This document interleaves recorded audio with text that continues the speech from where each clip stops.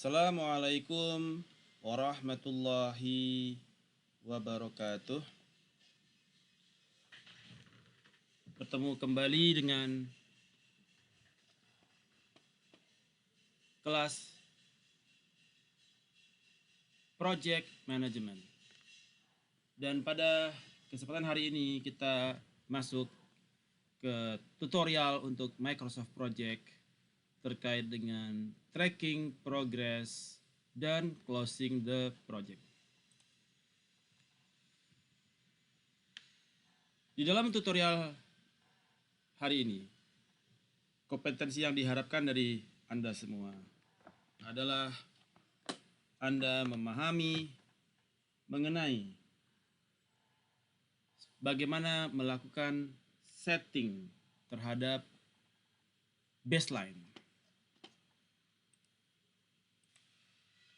Kemudian Anda bisa create kepada interim plan, lakukan review kepada baseline, review kepada interim, actual, dan schedule dates, bekerja dengan variance dan tracking tables, updating kepada task, tracking cost,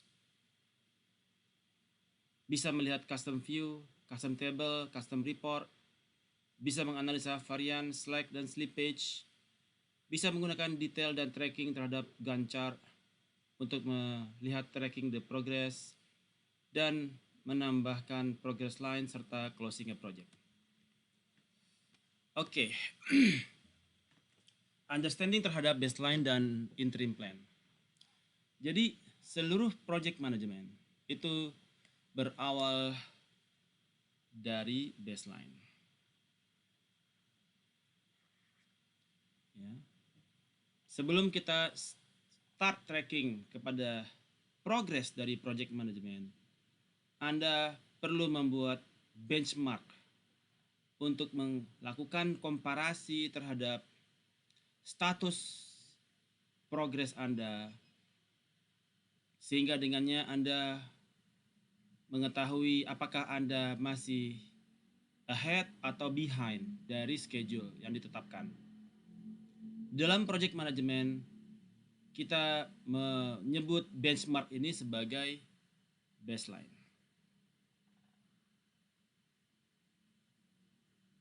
Schedule baseline merupakan versi yang disetujui oleh project management ini terhadap schedule yang ditetapkan, yang mana ini akan diadu dengan progres yang terjadi. Ini juga beserta dengan segala informasi yang terdapat di dalam project, seperti baik itu seperti tasking, resource, cost, ya, itu akan mempengaruhi kepada semua aspek yang ada di dalam proyek. Sementara interim plan di dalam proyek secara esensialnya adalah timing checklist, di mana di dalam interim plan itu terdiri dari tanggal start dan tanggal finish dari sebuah task.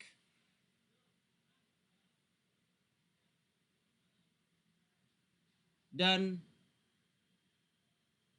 dengan catatan estimate start dan finish date untuk task tersebut belum dimulai. Jadi interim plan adalah rencana terhadap tanggal mulai dan tanggal finish. Itu disebut dengan interim plan.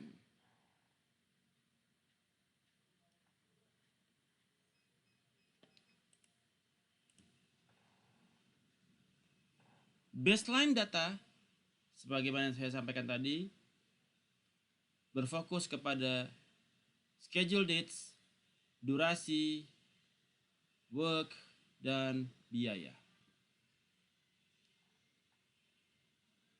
Sementara interim plan terdiri dari start dan finish date.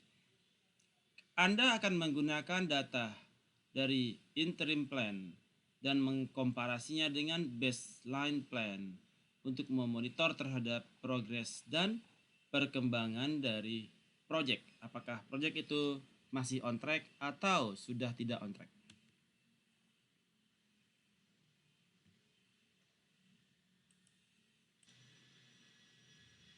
Di dalam working dengan baseline, Anda bisa membuat lebih dari satu baseline.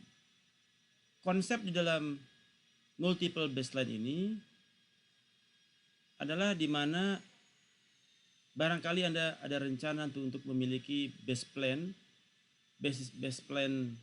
plannya itu untuk customer dan yang lain untuk internal team. Ke customer bisa saja dia critical path modelnya bisa untuk 10 hari, sementara kepada internal team Anda men-set untuk 5 hari. So you will also need multiple baseline. Ya. Atau yang kedua, mungkin Anda memiliki multiple skenario untuk proyek tersebut.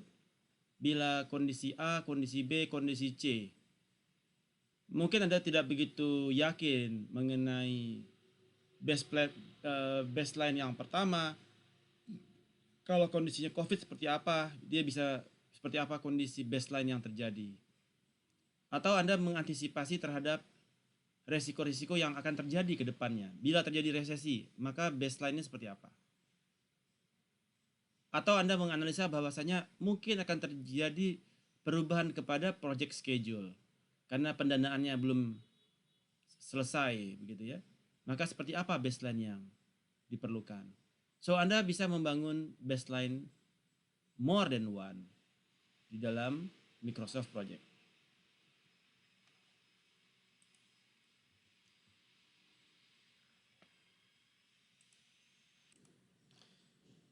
Kemudian ketika Anda berencana untuk mengukur variance, apakah schedule yang Anda tetapkan itu dilaksanakan lebih cepat atau lebih lambat?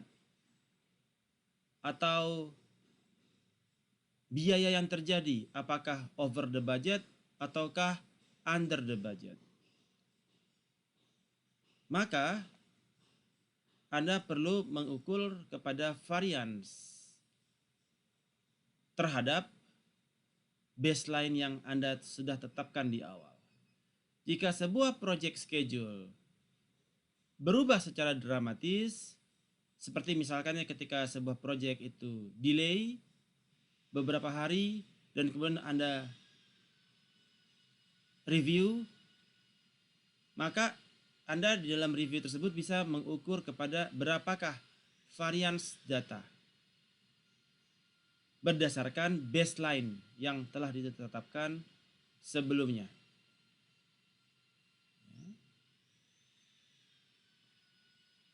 Oke. Nah, variance ini merupakan selisih antara baseline data dan aktual data.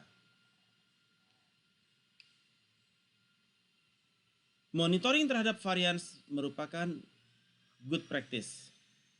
Ya. Dan apalagi apabila Anda lakukan secara regular basis.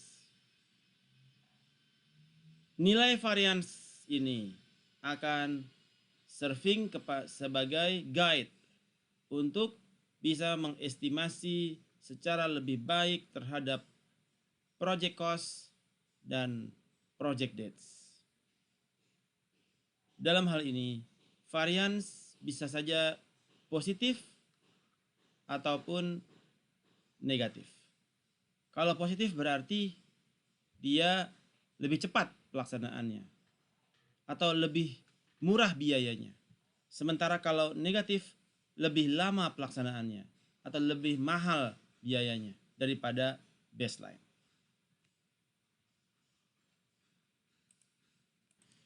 Secara default, summary task baseline itu tidak diupdate, hanya subtask yang dilakukan update.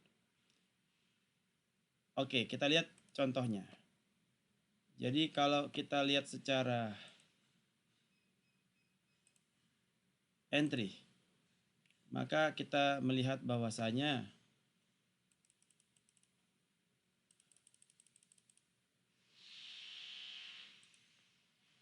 sebentar.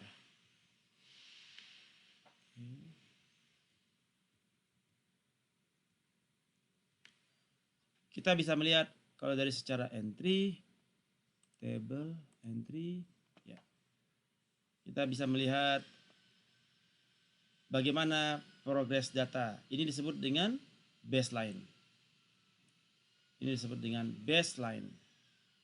Ya, ada task, ada start date-nya kapan, finish date-nya kapan, ya, durasinya berapa.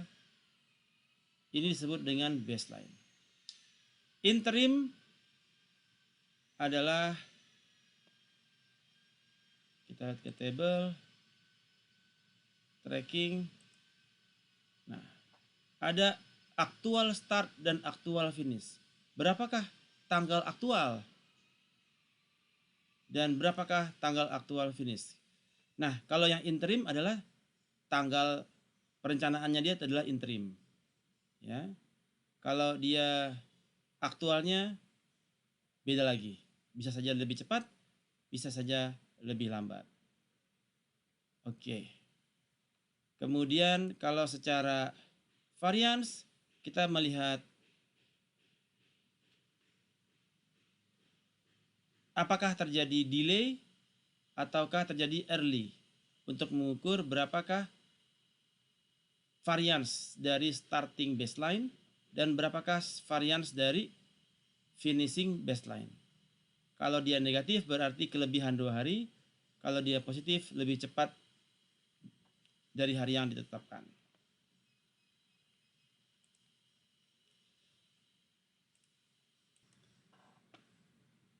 Ini adalah viewing kepada baseline data. Jadi kita melihat di sini dari task, kemudian schedule dates, baseline dates. Nah, berapakah variansnya? Jadi kita bisa melihat dari sisi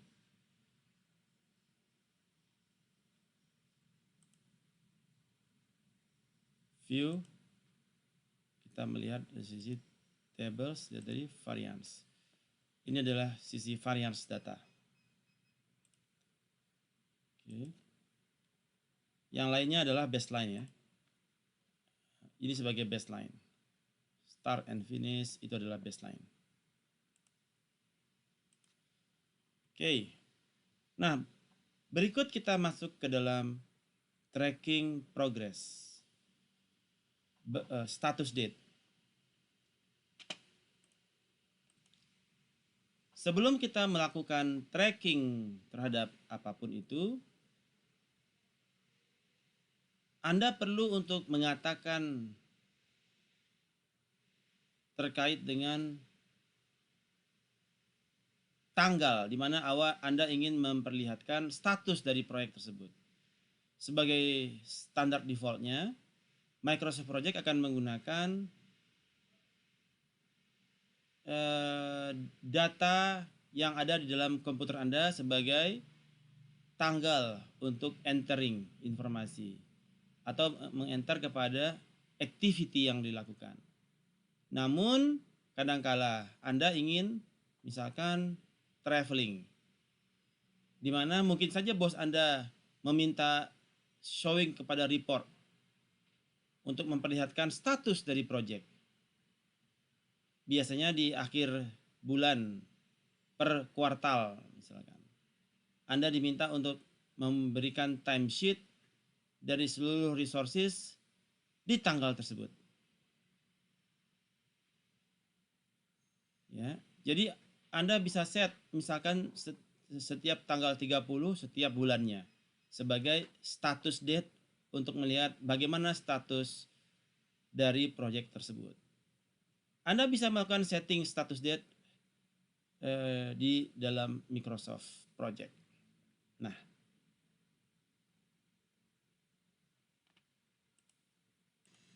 Nah, bagaimana cara mengubah status date? Jadi Anda klik kepada misalkan proyek, di sini ada proyek, kemudian Anda rubah status date Anda. Misalkan Anda membuat status date-nya pada setiap di akhir bulan, misalkan tanggal tanggal 30 September. Ini adalah status date Anda. Select sebagai status date. Ya. Muncul status date dialog ini, kemudian Anda rubah. Kalau Anda ingin melakukan setting terhadap status date di bulan berikutnya, maka Anda klik kanan di kalender tersebut untuk menavigate kepada bulan tersebut. Misalkan, isi sudah, klik kanan, sebentar, klik ke kanan, Oktober, Anda set lagi ke tanggal 31. Ya. Right klik ke kanan, Anda pindahkan tanggal, kemudian Anda klik OK. Nah, itu untuk di bulan berikutnya Anda sudah setting di tanggal 31 untuk menentukan date yang Anda inginkan. Itu yang status date. Sangat penting untuk mengidentifikasi status date sebelum Anda melakukan updating kepada data entry, sehingga aktual data versus plan data bisa akurat. Oke, ini yang tadi kita setting kepada status date. Ya.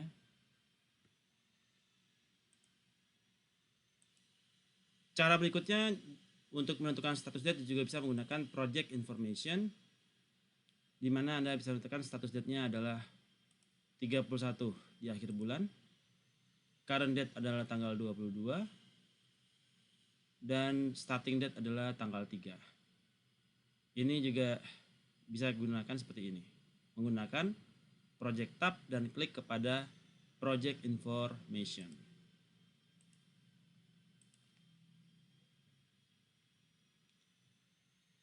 Memahami mengenai project dates dan task date.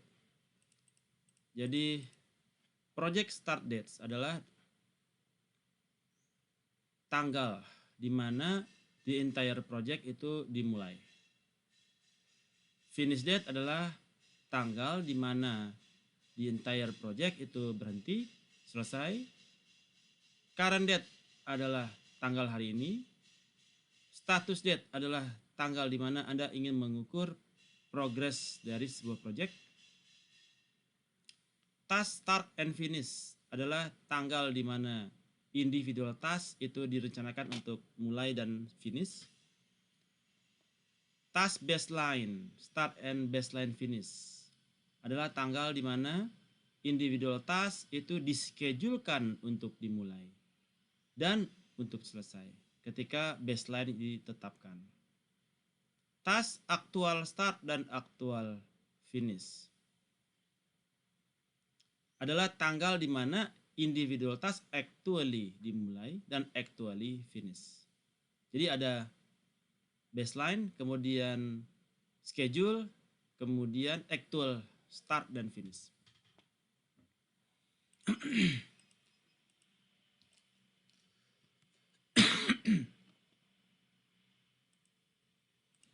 Berikutnya adalah reviewing kepada tracking button.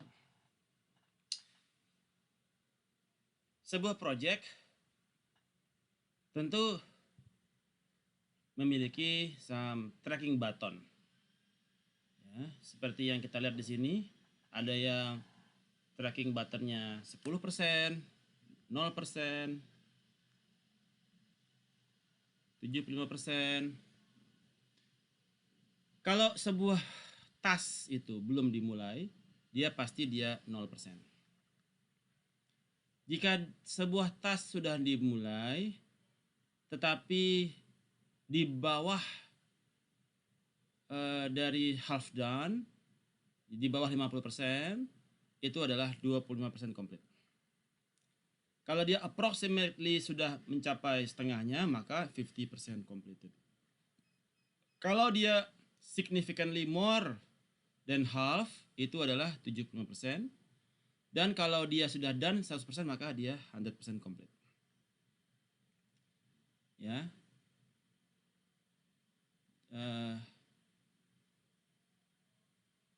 kalau dia mark on track berarti dia on schedule. Jadi harusnya memang 50%, berarti dia mark on track. Ya. Mark on track button ya. Nah, itu juga menjelaskan bahwasanya sebuah project dia on schedule.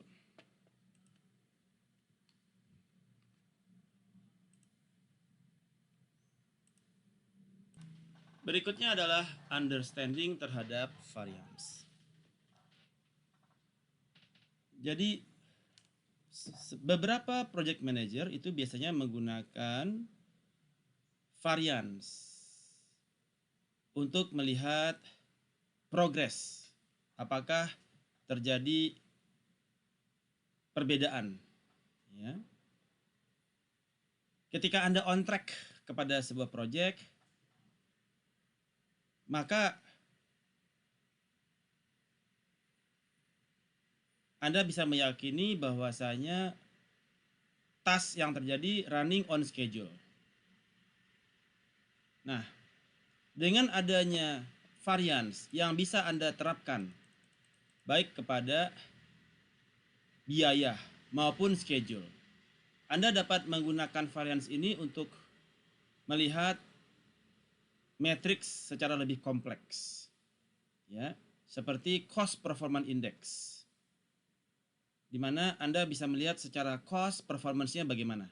Apakah terjadi over budget atau under budget. Ya. Oke. Nah, di dalam variance ini Anda membandingkan antara baseline dates dan baseline cost, ya, melihat aktualisasinya untuk mengetahui variance yang terjadi.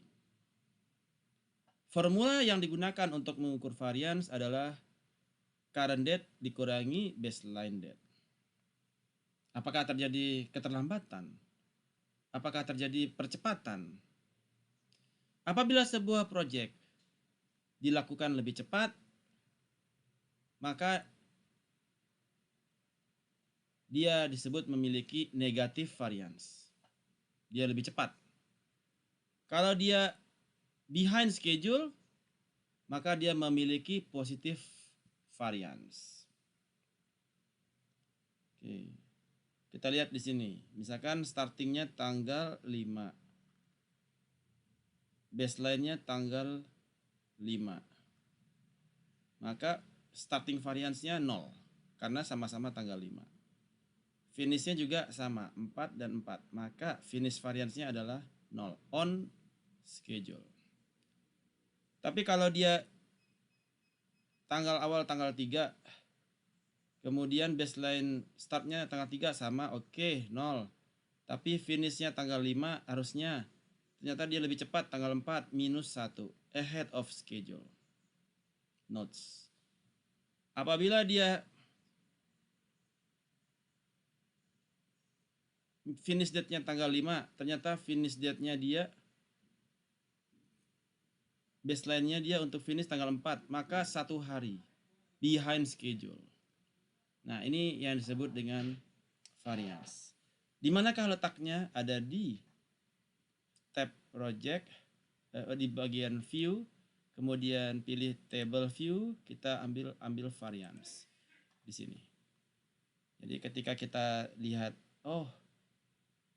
baseline finish-nya tanggal 7, tapi interim plan-nya dia atau plan-nya baseline-nya dia tanggal 5. Aktualisasi tanggal 7, maka variance-nya adalah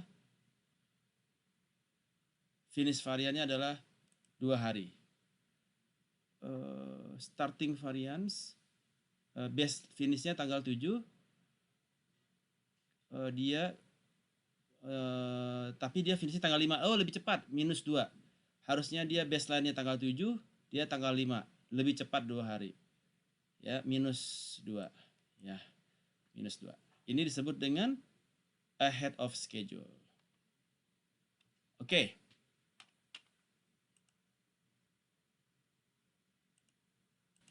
Berikut adalah updating task dan using the tracking table. Untuk meng-enter kepada actual progress kepada project, Anda bisa menggunakan sheet, form, atau graphical view. Some project manager meng-enter actual start and finish date menggunakan Microsoft Project 2010 untuk automatically bisa mengupdate data for actual duration, actual cost, based on default formulas. Jadi kita buka lihat di sini. Buka langsung ke Microsoft Project-nya. Nah, kita lihat di view, kemudian di table, kita pilih tracking. Di sini, in this view, Anda bisa meng-enter kepada actual starting dates. Nah, actual starting dates-nya Anda bisa tentukan di sini. Ya.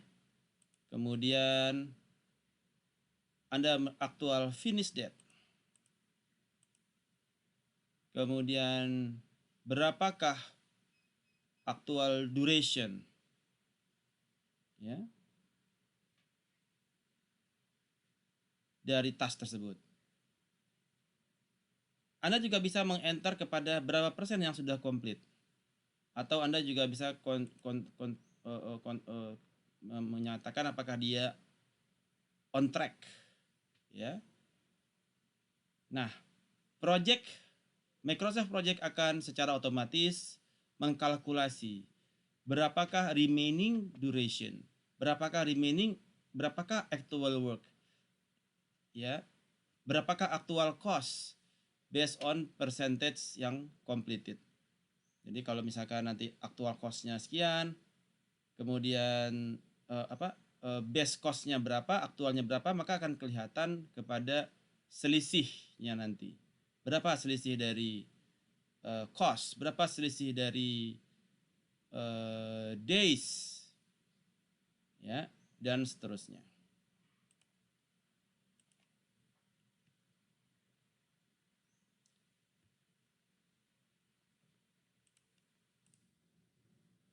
Kita juga bisa membuat updating task. Apakah dia on schedule atau tidak. Ya. Kita tinggal klik apakah dia menggunakan button mark on track untuk bisa mengupdate bahwasanya scheduling kepada selected task, ya, adalah on track, on schedule. Begitu juga apabila dia ahead of schedule. Bisa menggunakan percent complete button di dalam task tab in the schedule group untuk mengindikasikan progress terhadap project tersebut. Misal kita lihat di sini. Nah, di sini ada pilihan. Ya. Apakah dia penyelesaiannya 10%, 15%, ya. Kemudian apakah dia 70%? Oke. Understanding kepada interim plan. Sebagaimana tadi yang sudah disampaikan, interim plan adalah set dari start dan finish date yang kita record secara periodically sebagai project progress. Interim plan mencatat project itu start dan finish date-nya terhadap the chosen task but not cost information. Ya. Interim plan column in the variance table kita bisa lihat view double di variance. Nah, di sini adalah nilai start dan finish interim plan. Ini adalah rencana interim plan dan ini adalah baseline-nya dan apakah dia ahead of schedule, apakah dia delay on schedule.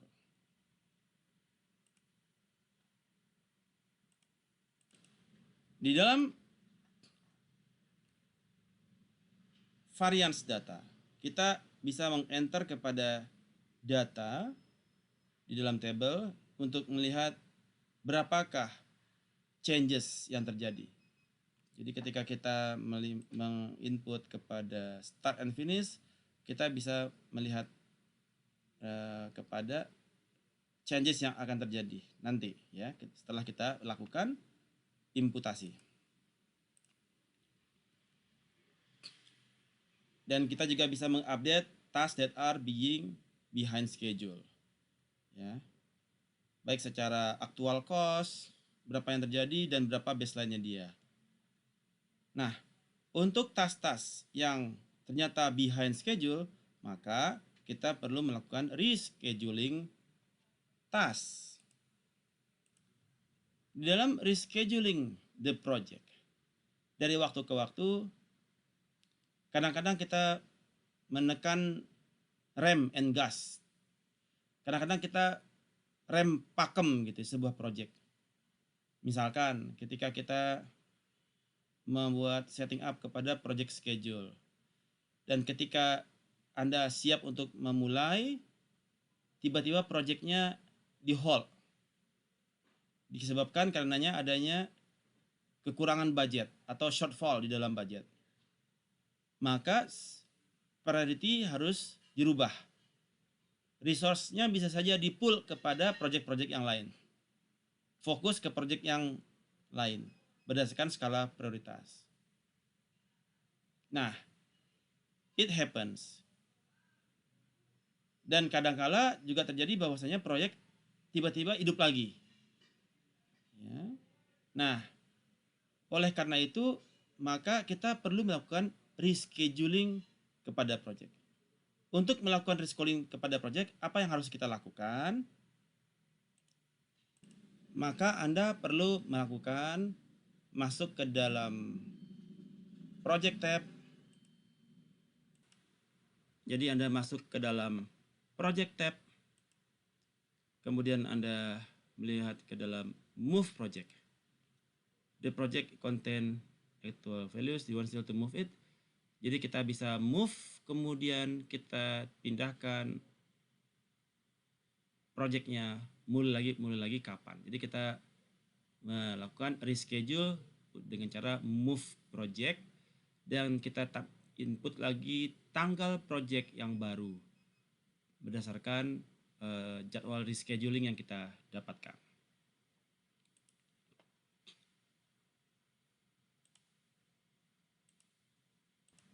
Kemudian kita juga bisa melakukan assigning terhadap resources dan merubah terhadap dependencies mereka. Ya, kita bisa melihat di sini, kemudian kita lihat project, kemudian kita view ya, view, kemudian kita lihat tables, kemudian kita lihat secara resources. Ya. Oke.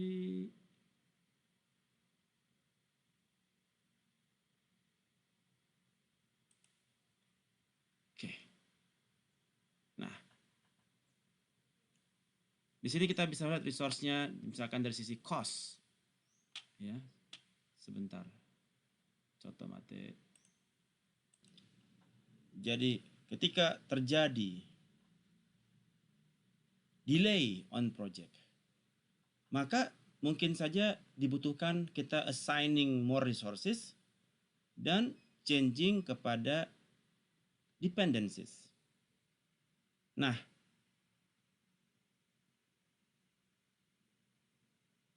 dalam finding more resources untuk helping kepada task-task yang sudah dischedulkan, sometimes itu often ya sering terjadi itu requiring more money. Jadi ketika schedule sudah kembali pulih, schedule yang sudah ditetapkan kembali pulih, maka it will cost you. Ya, it will cost you money. Nah, Jadi bisa dengan menambahkan resources itu bisa mempercepat kepada schedule. Alternatif kedua adalah modify kepada task. Jadi kita changing kepada dependencies. Nah,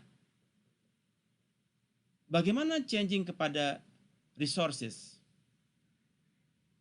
Anda juga bisa selain menambah orang, selain kita melakukan penambahan human capital, penambahan manusia, kita juga bisa melakukan penambahan kepada atau melakukan modifikasi kepada assignment di proyek yang diberikan. Ya. Anda mungkin memiliki banyak task. Ya. Nah, Anda bisa memodifikasi assignment. Jika misalkan seseorang bekerja 50% dari kapasiti yang dia miliki, Anda harus explore. Bisakah orang tersebut di-increase working time-nya dia?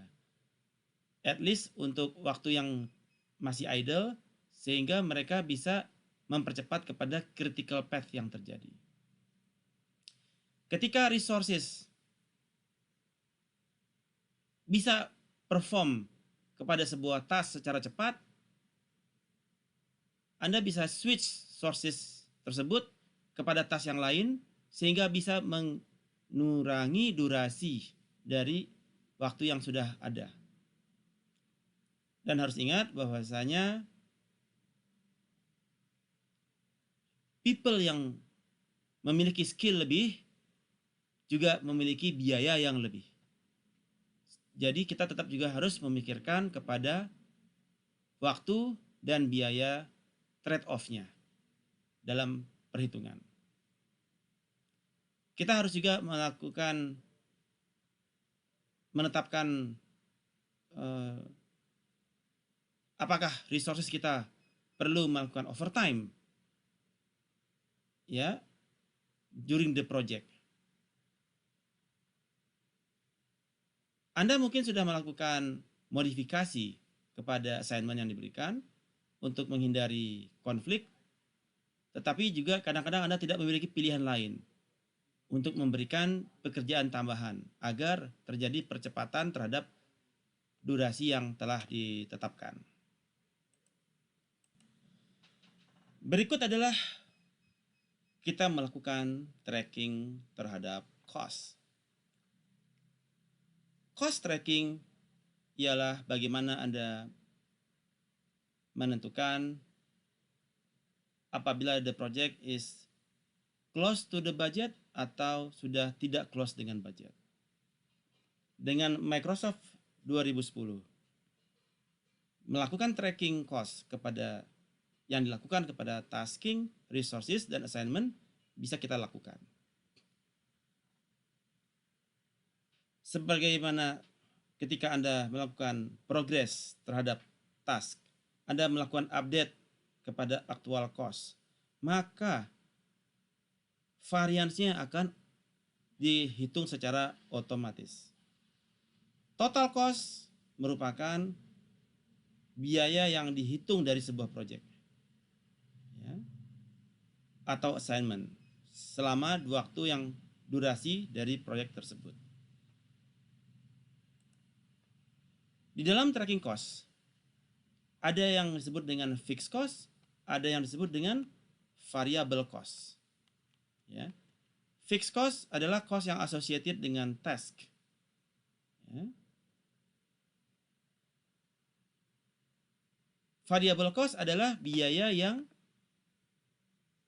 beriring dengan pertambahan waktu. Maka biaya makin mahal. Itu disebut dengan variable cost.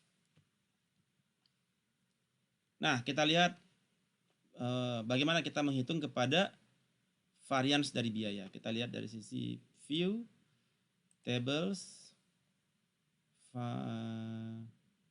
table, kemudian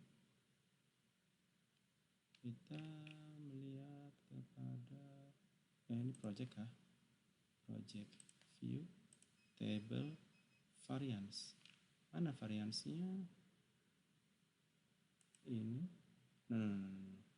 This is resources usage. Oke.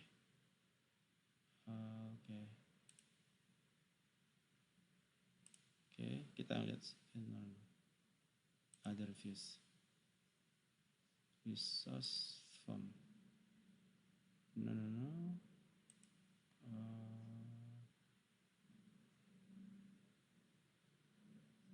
Resource form. Oke, kita lihat Gancar. Oke, kemudian kita lihat view tabelnya variance. Oke. Jadi kalau kita melihat dari sisi cost, di sini kita lihat secara tracking. Ya. Di tracking kita bisa melihat, menginput berapakah nilai aktual cost. Ya, nilai aktual cost. Oke. Ketika kita input, nanti berapa plan cost dan berapa selisih yang ditimbulkan dari aktual cost dan plan cost yang kita tetapkan. Oke. Kita lihat sebentar.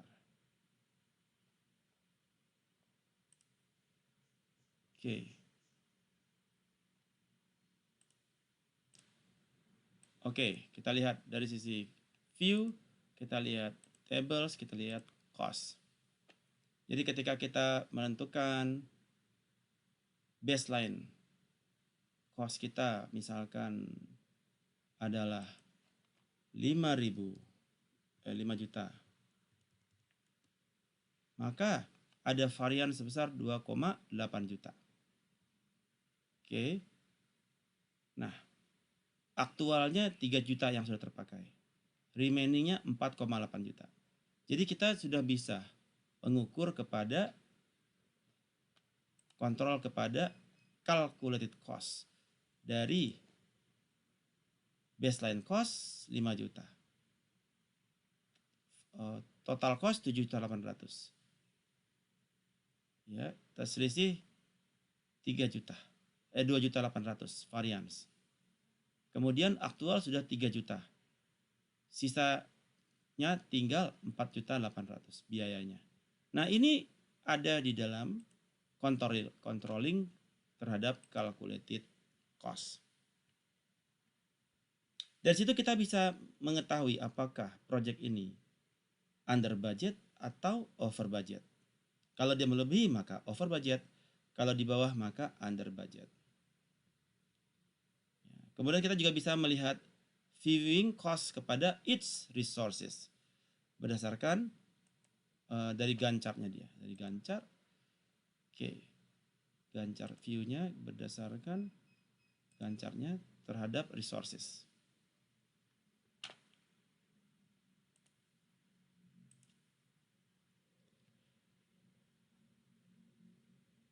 Alright.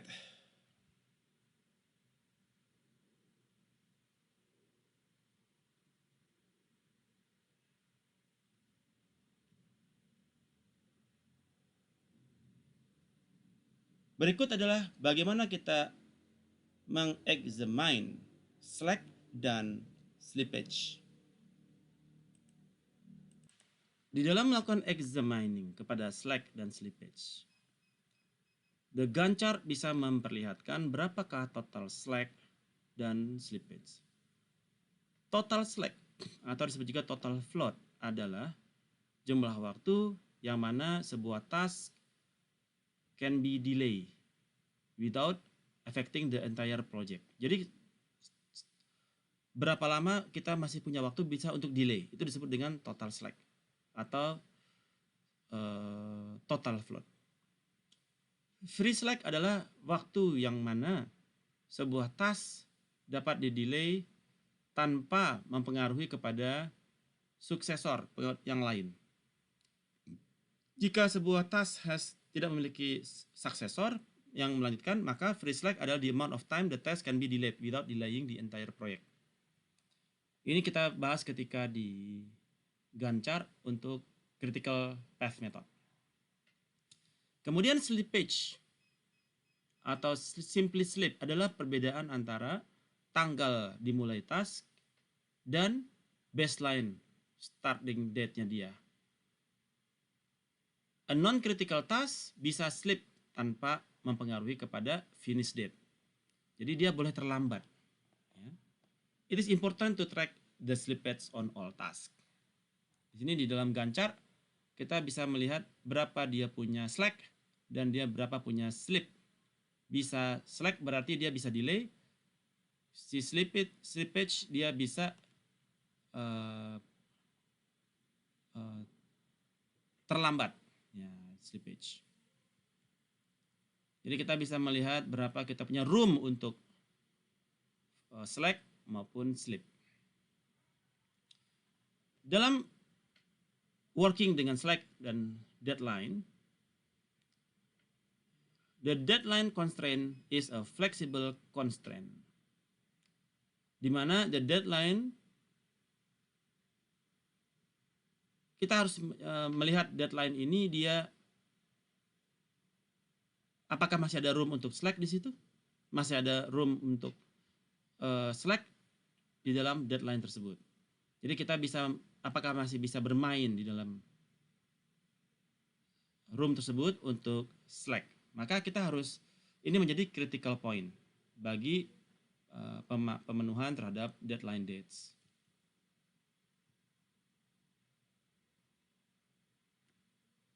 Berikut adalah adding progress line. Progress line memberikan gambaran secara visual terhadap how you are doing, bagaimana performance Anda saat ini. Jadi, apakah ada activity yang terlambat? Apakah ada activity yang lebih cepat? Ya. Nah, Anda di dalam progress line ini Anda bisa melihat apakah Anda on schedule, apakah Anda behind schedule. Kita lihat di sini misalkan kita berdasarkan biasanya kita melihatnya berdasarkan Gantt chart, ya. Nah, progress line dari Gantt chart.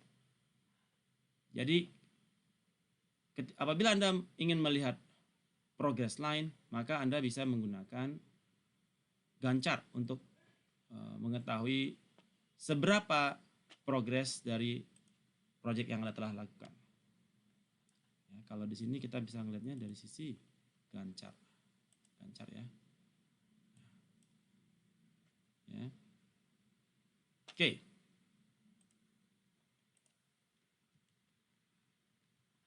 Using project progress report.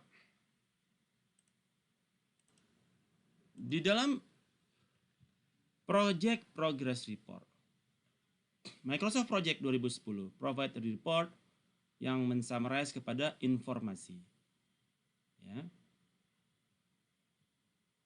Banyak jenis-jenis report yang bisa di-generate oleh Microsoft 2010. Bisa dilihat dari bagian report.